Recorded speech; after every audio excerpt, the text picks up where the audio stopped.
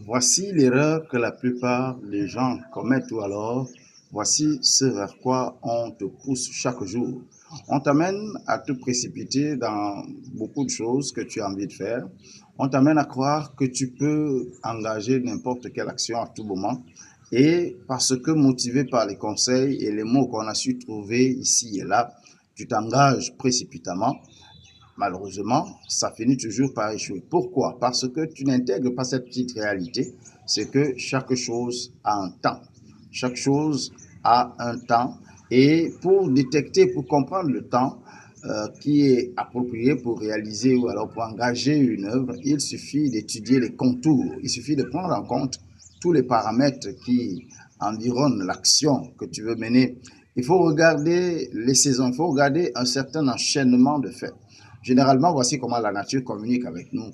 Lorsque la nature veut nous signaler que le temps est venu pour nous de réaliser quelque chose, alors elle commence par nous donner des petits succès, des petites victoires, un certain enchaînement qui t'amène à comprendre que voici le bon moment, alors il faut se saisir d'une action.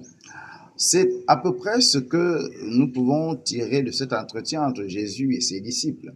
Dans Jean chapitre 7, versets 37 à 39, Jésus parle à ses disciples et il dit que vous pouvez, pour tous ceux qui croient en moi, venir à moi. Mais surtout, il précise quelque chose, il dit, le passage dit, les disciples ne pouvaient pas encore intervenir parce qu'ils n'avaient pas encore reçu le Saint-Esprit, parce que le Seigneur n'avait pas encore été glorifié. Comme pour dire que chaque chose a un temps. Il faut savoir attendre le bon moment pour se lancer, sinon on risque de se fracasser le visage. À bientôt.